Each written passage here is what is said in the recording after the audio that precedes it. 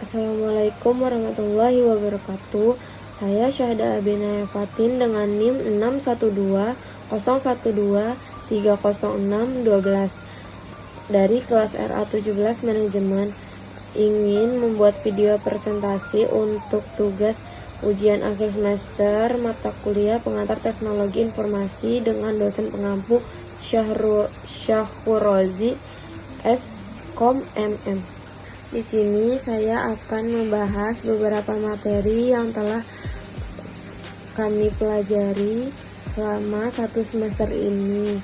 Di antaranya ada pengantar teknologi informasi, sejarah perkembangan komputer, dasar-dasar perangkat keras, konsep program dan sistem software, mengenal proses kata sampai dengan paperless publishing, mengapresiasi grafik, hypermedia dan multimedia dalam presentasi, sejarah internet dan pengenalannya, pengantar jaringan komputer dan telekomunikasi, e-business, electronic business, dan e-commerce, electronic commerce, perancangan sistem, dan yang terakhir ada manfaat database dan pengimplikasiannya.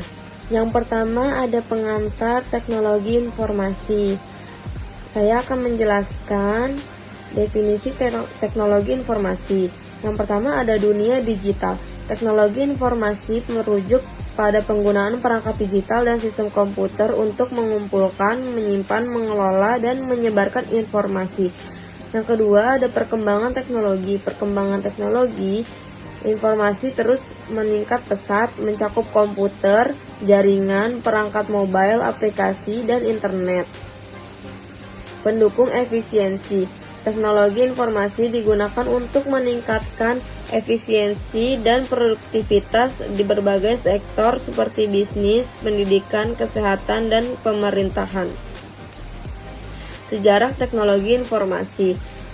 Yang pertama, mulai dari mesin hitung. Teknologi informasi dimulai dari perkembangan mesin hitung dan perangkat mekanis pada abad ke-19, seperti kalkulator, mekanik, dan kartu punch. Yang kedua, zaman komputer pada 1940-an. Komputer elektronik modern mulai dikembangkan membawa revolusi dalam pemrosesan data dan kemampuan komputasi. Yang terakhir, internet dan era digital. Pada 1969, ARPANET, pendahulu internet, lahir.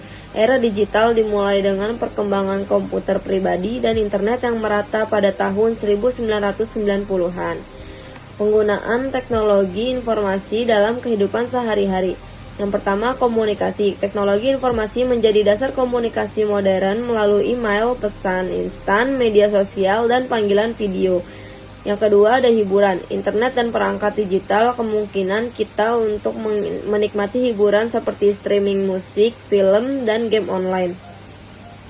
Yang terakhir ada belanja online. Teknologi informasi memudahkan kita untuk berbelanja secara online, dari makanan hingga barang elektronik, dengan pengiriman yang cepat dan aman.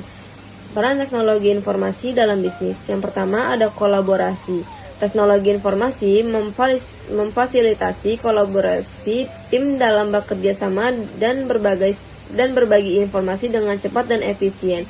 Pemasaran dan penjualan. Teknologi informasi memungkinkan bisnis untuk mencapai audiens yang lebih luas, menjalankan kampanye pemasaran, dan menjual produk secara online. Yang terakhir ada pengambilan keputusan. Teknologi informasi menyediakan data dan analisis yang diperlukan untuk membuat keputusan yang lebih baik dan efektif dalam strategi bisnis.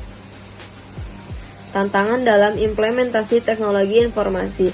Yang pertama, keselarasan teknologi dan proses. Menyatukan teknologi yang ada dengan proses bisnis yang ada adalah tantangan tersendiri dalam implementasi teknologi informasi. Yang kedua, sumber daya dan kompetensi. Keterbatasan sumber daya dan kurangnya kompetensi dalam mengelola teknologi informasi bisa menjadi hambatan dalam mengimplementasikannya. Keamanan dan privasi. Risiko keamanan dan privasi data menjadi perhatian penting dalam implementasi teknologi informasi. Diperlukan sistem yang aman dan perlindungan data yang memadai. Keuntungan dan manfaat teknologi informasi. Automasi dan efisiensi. Teknologi informasi memungkinkan automasi berbagai tugas dan proses, meningkatkan efisiensi dan mengurangi kesalahan manusia. Akses ke informasi. Teknologi informasi memberikan akses ke berbagai informasi dan pengetahuan melalui internet, membuat pembelajaran dan penelitian lebih mudah. Komunikasi global. Teknologi informasi menghubungkan orang dari berbagai belahan dunia, memungkinkan komunikasi global secara real time. Masa depan teknologi informasi. Kecerdasan buatan. Penerapan kecerdasan buatan atau AI dan teknologi canggih lainnya seperti Internet of Things akan meningkatkan otomatisasi dan konektivitas dalam kehidupan sehari-hari. Komputasi kuantum. Perkembangan komputasi kuantum akan mengubah kemampuan komputasi dan memecahkan masalah yang saat ini sulit dipecahkan. Realitas virtual. Aplikasi realitas virtual atau VR akan semakin berkembang, menghadirkan pengalaman interaktif yang lebih mendalam di berbagai bidang, termasuk pendidikan dan hiburan. Yang kedua, ada sejarah perkembangan komputer. Pengertian dan definisi komputer. Komputer adalah alat elektronik yang dapat menerima, menyimpan, mengolah, dan memberikan informasi secara otomatis. Komputer telah mengubah dunia dengan kecepatan dan kemampuannya. Komputer analog. Sebuah era di mana komputer beroperasi berdasarkan kontinuitas nilai. Menggunakan sirkuit analog untuk mewakili data, mereka sangat penting dalam pengaturan ilmiah dan militer. Komputer mekanik. Komputer yang menggunakan perpindahan fisik atau mesin untuk melakukan perhitungan. Contohnya adalah mesin hitung Babbage, menyumbangkan kontribusi penting bagi perkembangan teknologi komputer. Generasi komputer pertama. Komputer tabung vakum. Memiliki ukuran besar dan menggunakan tabung vakum yang rentan terhadap kegagalan. Membuka jalan bagi komputer yang lebih cepat dan lebih handal. Programmable-Rechner merupakan komputer yang pertama kali dirancang untuk dieksekusi dengan program yang dapat diprogram ulang, membawa perubahan besar dalam pengolahan data. UNIVAC 1 menggunakan tabung vakum yang lebih handal dan merupakan komputer pertama yang diproduksi secara komersial, mengubah cara bisnis dan pemerintah mengolah data. Generasi komputer kedua, transistor. Transistor digunakan sebagai pengganti tabung vakum. Mereka jauh lebih kecil, lebih handal, dan menghasilkan komputer yang lebih cepat dan lebih efisien. Kartu ponsel. Kartu ponsel digunakan untuk memasukkan instruksi ke komputer, membuat pemrograman lebih mudah, dan memfasilitasi pengembangan bahasa pemrograman baru. Komputer arsitektur pipa. Komputer besar dan mahal yang digunakan oleh perusahaan dan pemerintah, menawarkan kecepatan pemrosesan yang luar biasa dan kapasitas penyimpanan yang besar. Generasi komputer ketiga, sirkuit terpadu, melahirkan mikroprosesor yang menjadi dasar komputer modern, kecepatan, kapasitas, dan efisiensi yang lebih tinggi. PC dan personal komputer. PC menjadi populer dan terjangkau bagi konsumen akhir, membuka pintu bagi sistem komputer yang digunakan secara luas. Sistem operasi seperti Unix dan DOS menjadi kunci dalam pengoperasian komputer dan mengaktifkan program aplikasi. GUI dan mouse antarmuka grafis pengguna dan mouse revolusioner mempermudah pengoperasian komputer. Generasi komputer keempat, perkembangan jaringan komputer lokal dan internet merevolusi pertukaran informasi dan memungkinkan akses global yang cepat. Teknologi bergerak.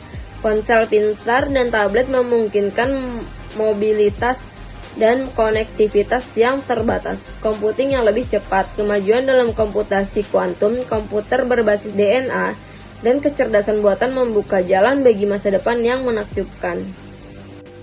Yang ketiga, ada dasar-dasar perangkat keras.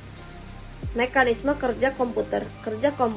Mengapa komputer begitu cepat dan efisien? Kita akan membahas mekanisme kerja yang membuat komputer menjadi mesin yang luar biasa.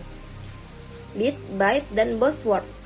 Apa itu bit dan byte? Mengapa istilah-istilah seperti RAM, CPU, dan GPU selalu menjadi perbincangan dalam dunia komputer? Temukan jawabannya di sini. Inti dari komputer. Kemudian kita akan mempelajari inti dari komputer, pusat pengolahan yang bertanggung jawab untuk menjalankan semua operasi yang diperlukan.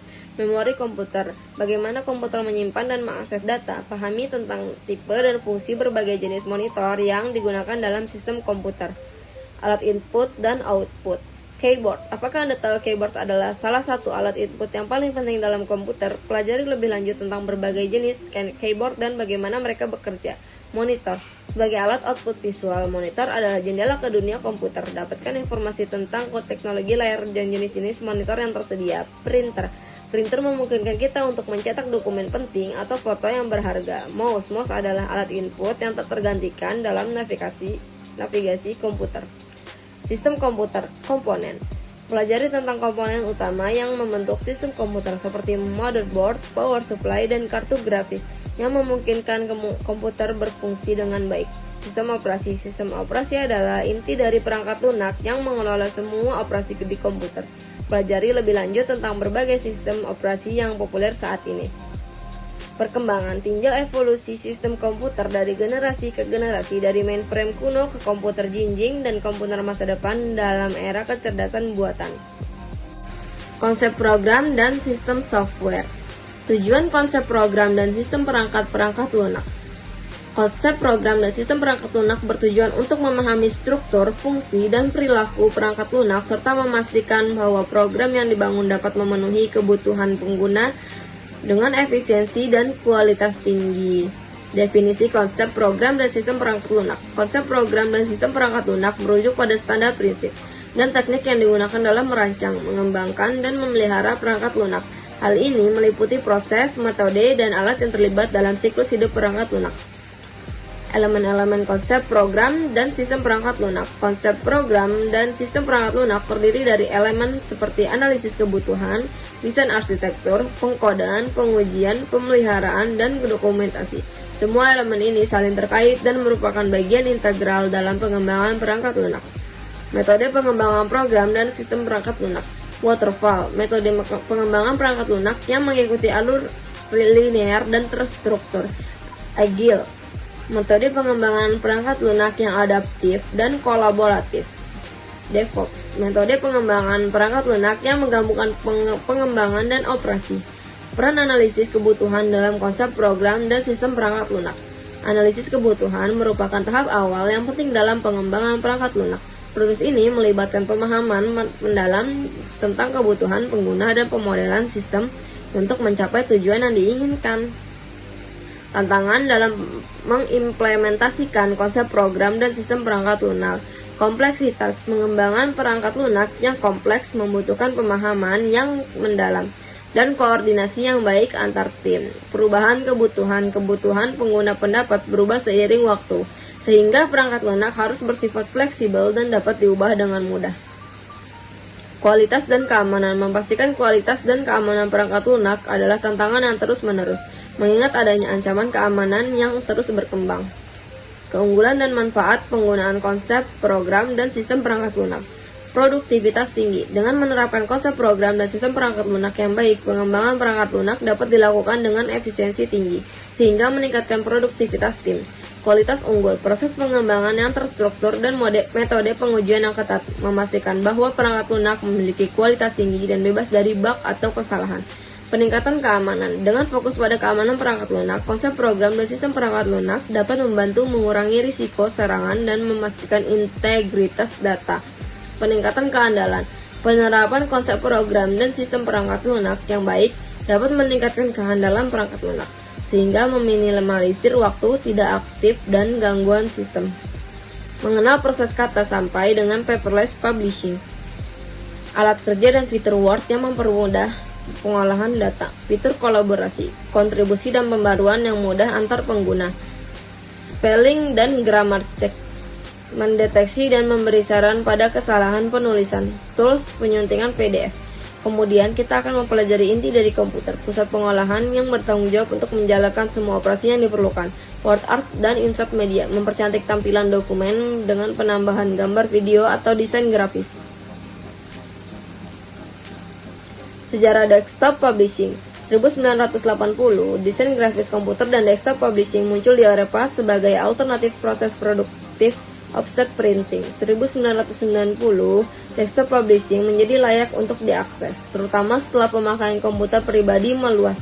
Sekarang, banyak perusahaan menggunakan perangkat lunak seperti Adobe InDesign, Quark Express, dan Microsoft Publisher untuk memproduksi materi cetak yang rapi dan profesional.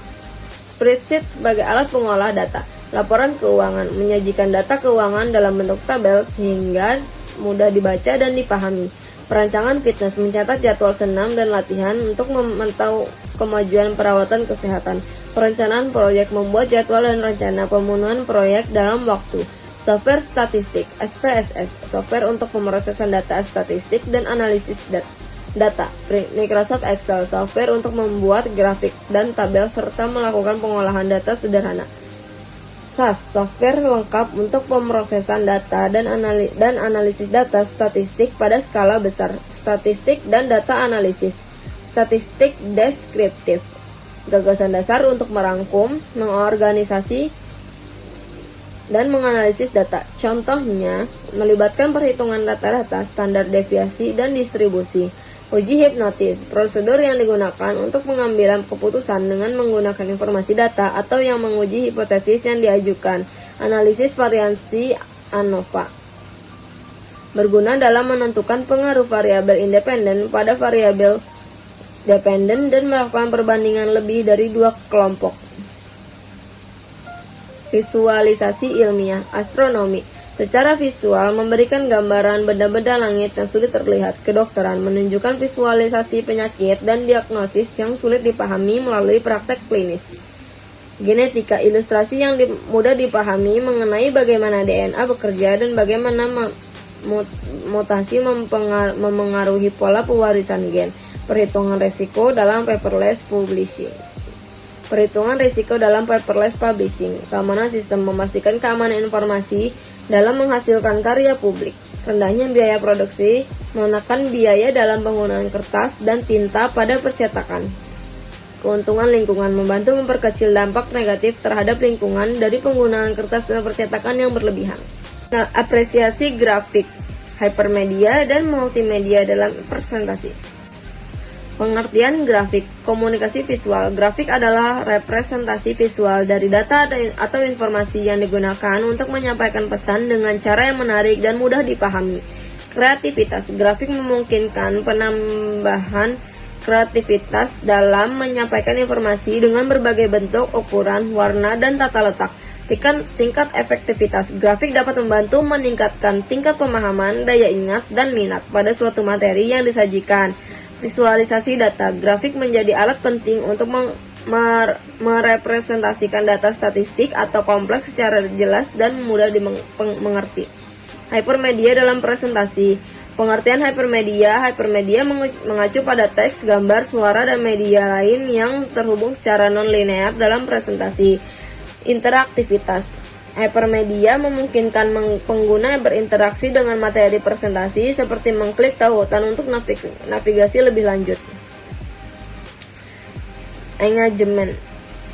Dengan menggunakan hypermedia, presentasi dapat lebih menarik, dinamis, dan memperkuat pemahaman serta daya pikat audiens. Pentingnya multimedia dalam presentasi. Kompleksitas informasi multimedia membantu dalam menyampaikan informasi yang lebih komprehensif dengan menggabungkan teks, gambar, suara, dan video. Interaksi audiens. Melalui elemen multimedia yang interaktif, audiens dapat berpartisipasi dalam presentasi dan merasakan pengalaman langsung. Kreativitas ekspresi. Multimedia memberikan peluang eksplorasi kreatif dalam menyajikan pesan dengan menggunakan animasi, efek visual, dan desain yang menarik. Perbedaan antara grafik, hypermedia, dan multimedia. Grafik yaitu bentuk visual yang mewakili data secara efektif. Hypermedia yaitu tautan tak terbatas antara berbagai media dalam presentasi.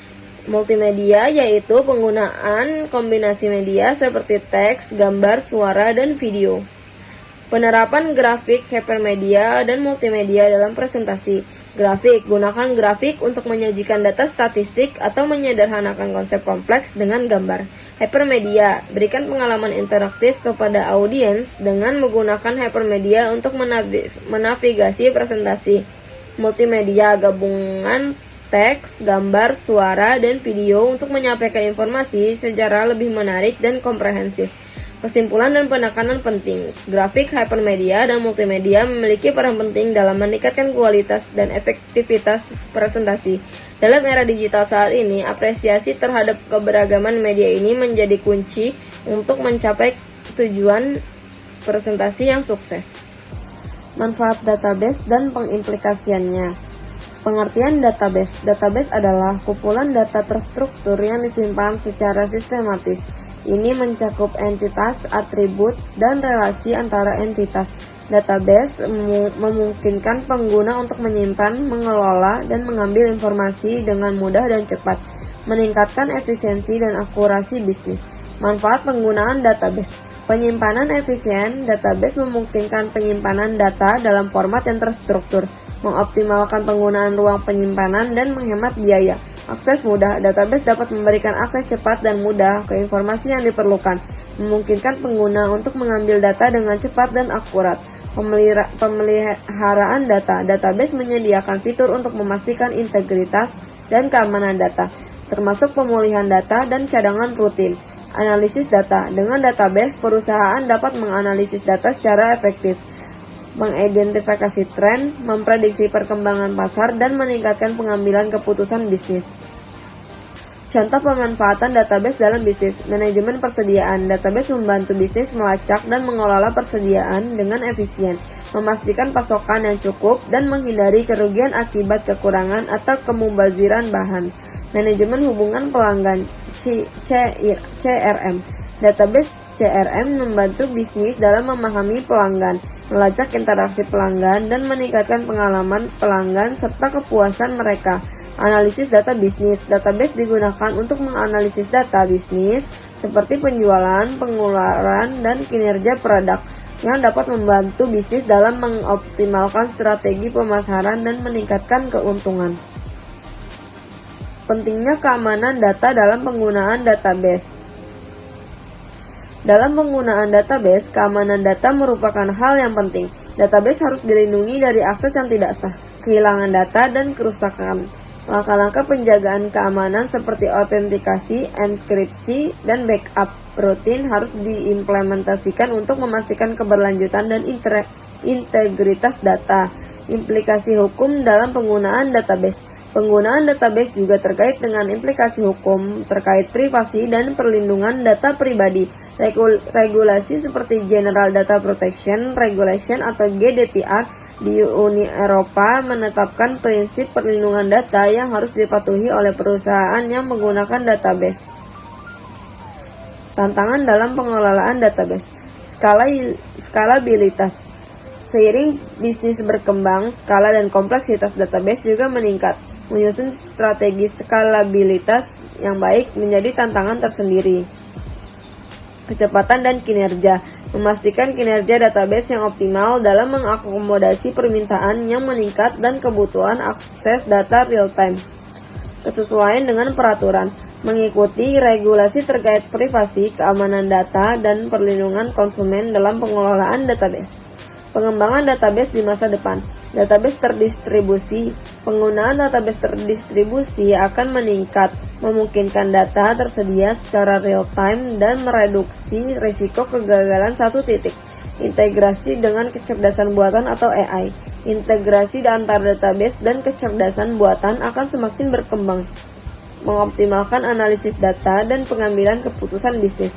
Lebih terfokus pada keamanan. Keamanan akan menjadi prioritas utama dalam pengembangan dan penggunaan database untuk melindungi data dari serangan cyber.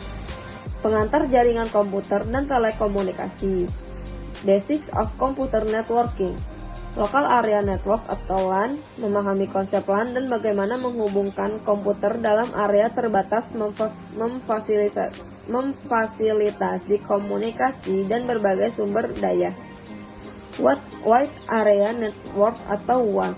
Pelajari tentang WAN dan kemampuannya untuk menghubungkan jaringan melalui jarak geografis yang luas, memungkinkan komunikasi global. Network Protocols. Jelajahi protokol penting yang mengatur cara data dikirim dan diterima melalui jaringan, memastikan komunikasi yang handal. The Power of Email. Efficient Communication. Discover how email revolutionized communication, allowing fast and reliable exchange of message, document, and media. Enhance collaboration. Explore how email enables seamless collaboration among team members, fostering productivity and efficient project management. Global connectivity. Understand how email enables instant communication across continents, bridging the gap between individuals and business worldwide. Teleconferencing, breaking barriers. Virtual meetings. Discover how teleconferencing technology allows individuals from different locations to conduct meetings, saving time and research. Video conferencing. Explore the benefits of video conferencing such as face-to-face communication, visual cues, and improved collaboration. Webinars. Learn how webinars provide an interactive platform for educational sessions, workshops, and conferences, accessible to a wide audience. Instant messaging, connecting in real-time communication. Experience the convenience of instant messaging for immediate communication, enabling quick decisions making and fast information sharing. Group chats. Explore the power of group chats, facilitating effective communication among team members, departments, or community groups. Virtual presence. Stay connected and build relationship through virtual presence, allowing individuals to be accessible and responsive anytime, anywhere. Transforming the world of information. Instant access to information. Discover how computer networking and telecommunication have transformed information retrieval, giving us immediate access to a wealth of knowledge. Business efficiency. Explore how digital communication has enhanced business operation, increasing efficiency, productivity, and global connectivity. Internet of Things. Understand the impact of networking and telecommunication on connecting smart devices for automated process and data exchange. Conclusion. Indulge possibilities. Recognize the limitless possibilities of computer networking and telecommunications, setting the way we communicate and access information, connecting the world. Reflect on the power of global connectivity and how computer networks have brought people and cultures closer together than ever before. The future of networking envisions the future of computer networking as emerging technologies continue to shape the way we connect and communicate in digital age.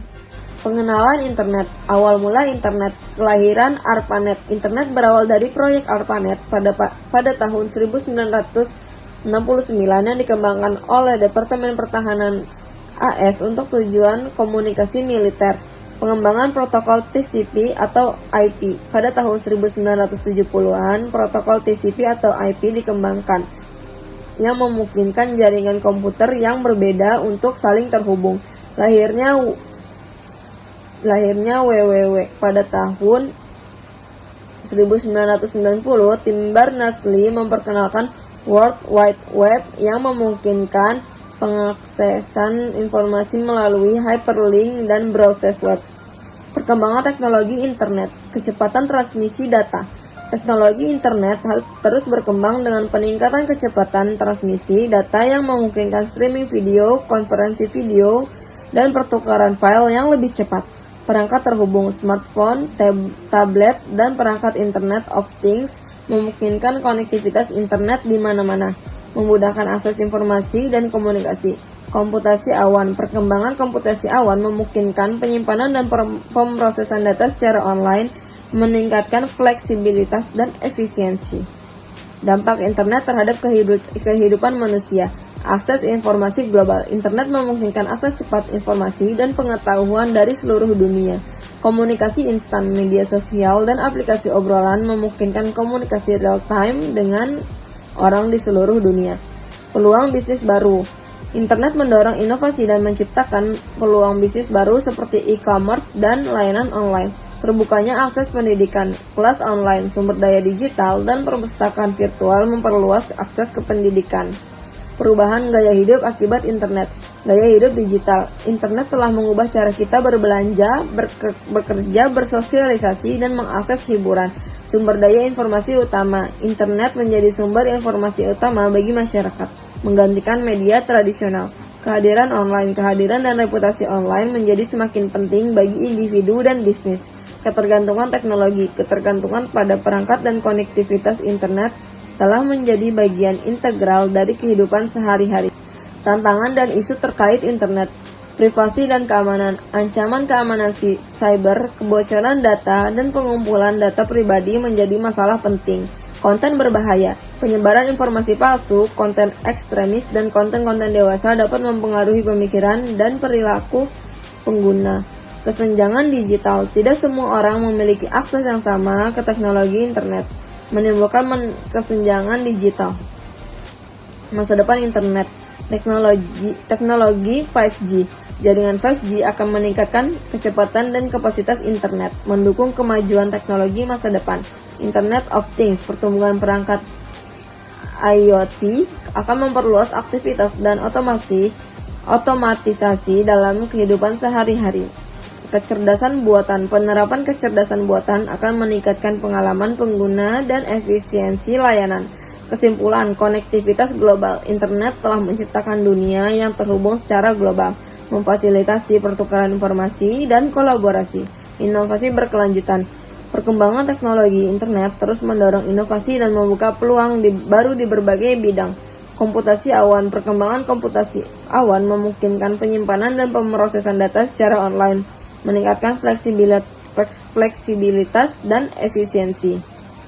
Perancangan sistem, pengertian dan tujuan. Perancangan sistem adalah fase dalam siklus hidup pengembangan sistem yang bertujuan untuk menghasilkan spesifikasi rinci tentang bagaimana sistem akan dibangun. Tujuannya adalah memastikan bahwa semua kebutuhan dan tujuan bisnis terpenuhi dengan cara efektif dan efisien. Tahapan perancangan sistem. Analisis kebutuhan. Sebelum merancang sistem, penting untuk memahami kebutuhan pengguna dan tujuan bisnis. Ini biasanya melibatkan pengumpulan informasi dari berbagai pemangku kepentingan, analisis proses bisnis yang ada, dan identifikasi masalah yang harus dipecahkan. Perancangan konseptual. Tahap ini melibatkan pembuatan model atau diagram yang menggambarkan arsitektur sistem secara keseluruhan. Ini bisa mencakup diagram alur data, diagram konteks, dan model entitas relasi. Perancangan logis. Pada tahap ini, desain sistem lebih mendetail dengan fokus pada struktur data dan logika pemrograman. Ini mencakup pembuatan spesifikasi teknis, struktur basis data, serta diagram alur proses. Perancangan fisik. Tahap ini berhubungan dengan aspek teknis dan implementasi sistem. Ini termasuk desain antarmuka pengguna, spesifikasi perangkat keras dan perangkat lunak, serta tata letak sistem. Komponen utama dalam perancangan sistem. Arsitektur sistem. Ini mencakup desain keseluruhan dari sistem, termasuk bagaimana komponen perangkat keras dan perangkat lunak akan berinteraksi. Arsitektur sistem sering digambarkan dalam diagram arsitektur yang menunjukkan komponen utama dan hubungan antar mereka. Desain basis data. Mendesain struktur basis data yang mendukung penyimpanan, pengambilan, dan manajemen data yang efisien. Ini termasuk normalisasi basis data, pembuatan tabel, dan penentuan hubungan antar tabel. Desain antarmuka pengguna atau UI. Mendesain bagaimana pengguna akan berinteraksi dengan sistem. Ini mencakup layout, elemen desain, dan pengalaman pengguna UX untuk memastikan sistem mudah digunakan. Desain proses. Mendesain bagaimana data dan informasi akan diproses di dalam sistem ini, termasuk alur kerja, algoritma, dan aturan bisnis akan diterapkan. Metodologi Perancangan sistem waterfall metodologi linier di mana setiap tahap harus diselesaikan sebelum tahap berikutnya dimulai.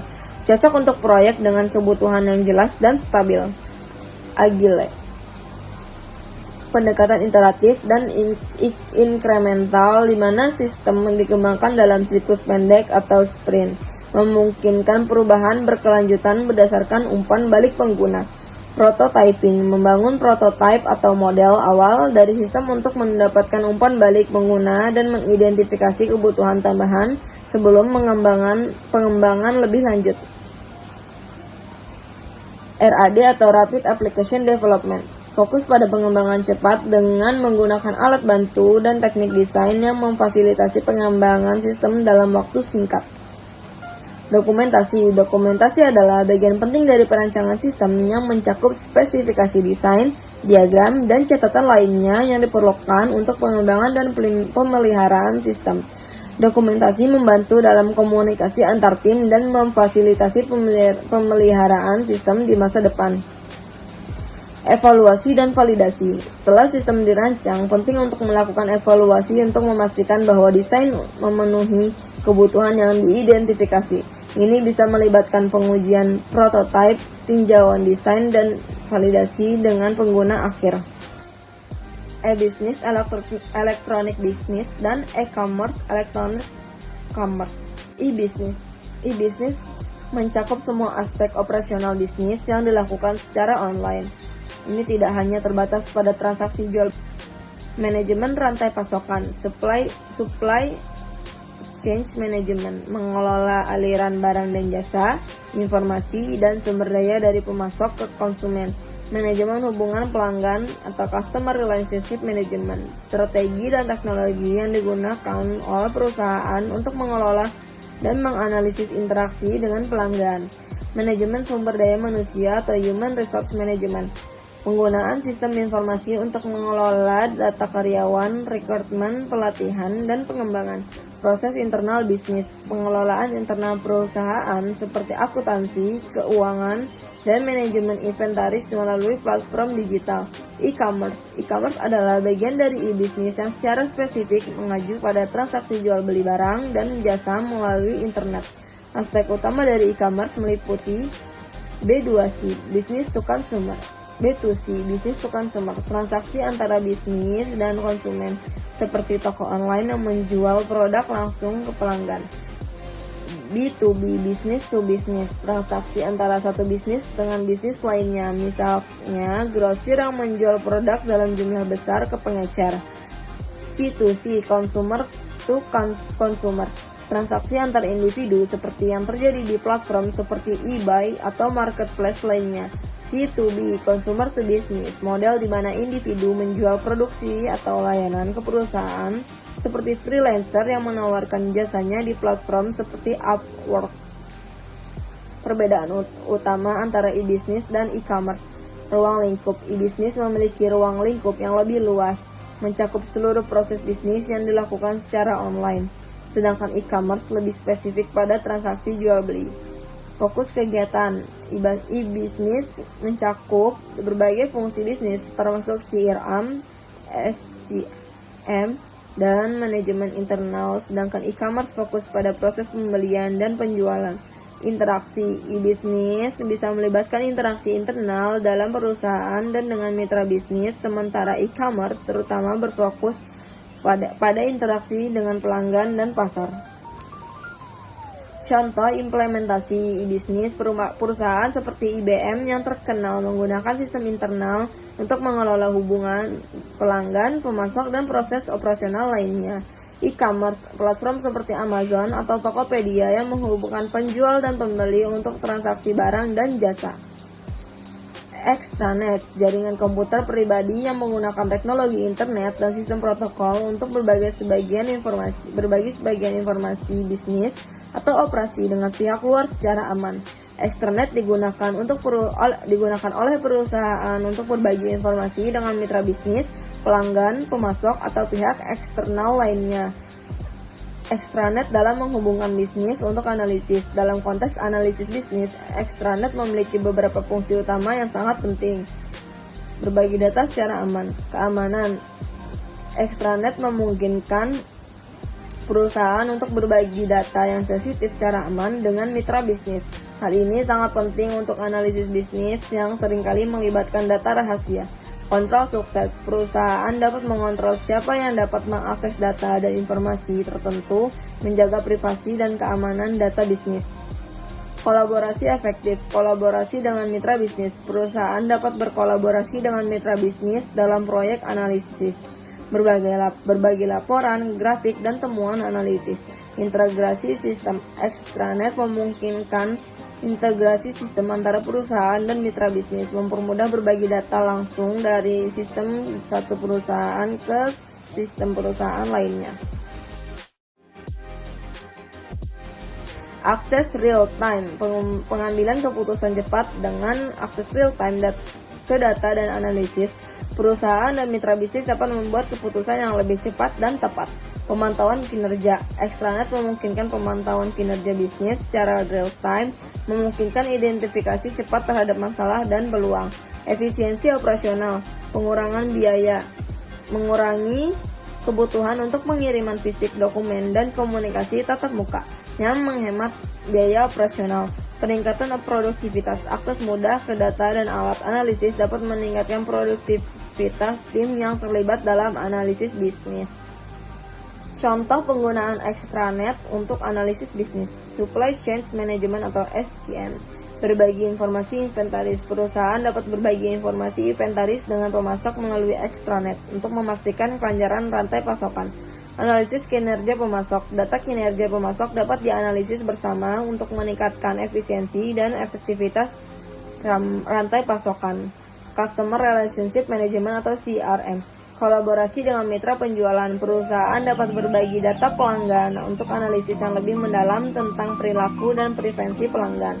Kampanye pemasaran bersama. Analisis hasil kampanye pemasaran dapat dilakukan bersama mitra bisnis untuk meningkatkan strategi pemasaran. Pengembangan produk. Kolaborasi R&D. Tim R&D dari berbagai perusahaan dapat berbagi data penelitian dan analisis untuk mempercepat pengembangan produk baru. Uji coba dan feedback. Extranet memungkinkan berbagi data uji coba produk dan feedback dari mitra bisnis secara langsung. Implementasi extranet. Implementasi extranet untuk analisis bisnis melibatkan beberapa langkah penting. Implementasi extranet. Perencanaan dan desain. Menentukan tujuan dan kebutuhan bisnis untuk extranet, lalu merancang arsitektur jaringan dan sistem keamanan yang sesuai. Pemilihan teknologi. Memilih platform dan teknologi yang akan digunakan untuk membangun extranet, lalu mengintegrasikan sistem yang ada dengan extranet. Pengaturan keamanan. Mengimplementasikan kontrol akses yang ketat untuk memastikan hanya pihak yang berwenang yang dapat mengakses data sensitif, lalu menggunakan enkripsi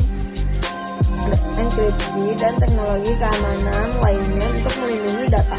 Pelatihan dan dukungan. Melatih pengguna tentang cara penggunaan extranet dan mengamankan data, lalu menyediakan dukungan teknis untuk memecahkan masalah yang mungkin timbul. Kesimpulan, extranet adalah alat yang sangat berguna untuk meningkatkan kolaborasi dan efisiensi dalam analisis bisnis, memungkinkan perusahaan untuk berbagi data dan informasi dengan aman dan efektif dengan mitra bisnis. Mungkin itu saja yang bisa saya presentasikan di sini. Apabila ada kesalahan kata, mohon dimaafkan. Wassalamualaikum warahmatullahi wabarakatuh. Terima kasih.